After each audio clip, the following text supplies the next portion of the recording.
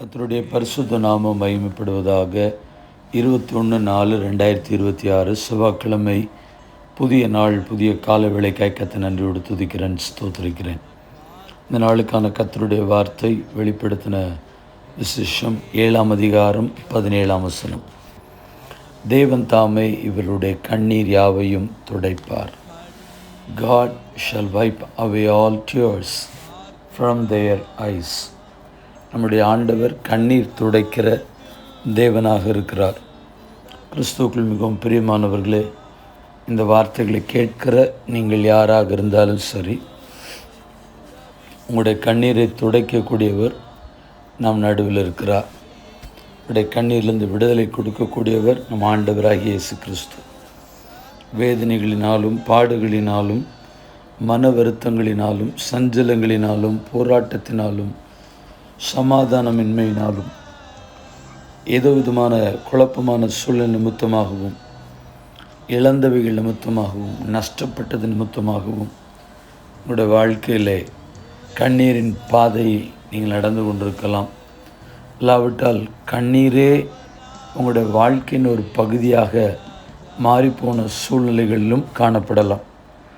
பார்க்க வேண்டியவரை பார்க்கும் பொழுது, ஆண்டோட முகத்தை நோக்கி பார்த்து நிற்கும் பொழுது, நிச்சயமாகவே அருமையான சகோதரி சகோதரியே, கிறிஸ்துவுக்குள் மிகவும் பிரியமான தேவனுடைய தாசர்களே, உங்களுடைய வாழ்க்கையை கலங்கடித்து கொண்டிருக்கிற வேதனைகள், கண்ணீரின் பாதைகள் எல்லாவற்றிலும் இருந்து கர்த்தர் உங்களுக்கு விடுதலை கொடுத்து ஆசீர்வாதமான பாதைகளிலே நடத்துவதற்கு அவர் நல்லவராயிருக்கிறார். வெளிப்படுத்தின விசேஷம் 21ஆம் அதிகாரம் 4ஆம் வசனம் சொல்லுகிறது, அவருடைய கண்ணீர் யாவையும் தேவன் துடைப்பார் என்று சொல்லி. ஆம் பிரியமானவர்களே, அவருடைய கண்ணீரை துடைக்கக்கூடிய நல்ல தேவன் நமக்காக இருக்கிறார்.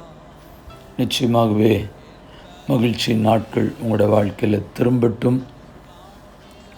கர்த்தர் உங்களை ஆசீர்வாதமான பாதைகளிலே தொடர்ந்து வழிநடத்தி காப்பாராக. கண்களை மூடி ஜெபிப்போம்.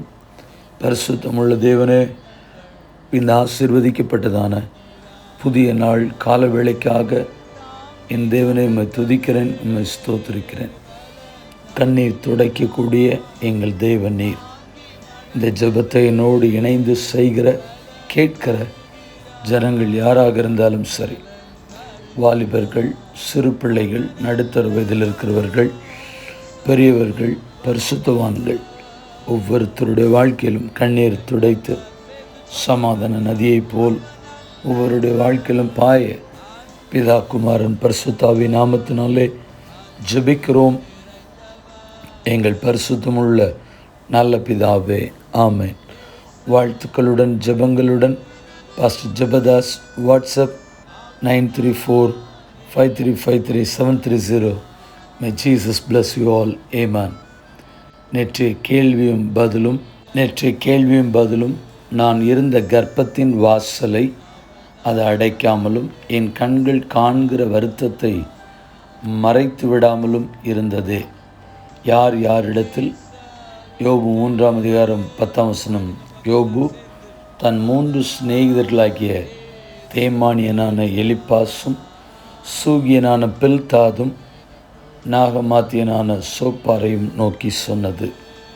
இந்த நாளுக்கான கேள்வி, என் சிநேகிதர் என்னை பரியாசம் பண்ணுகிறார்கள், என் கண் தேவ நோக்கி கண்ணீர் சொருகிறது. யார் யாரிடத்தில் சொன்னது? மீண்டும் வார்த்தைகளுடன் ஜெபங்களுடன் நாளை தினத்தை உங்களை சந்திக்கிறேன். ஆமென்.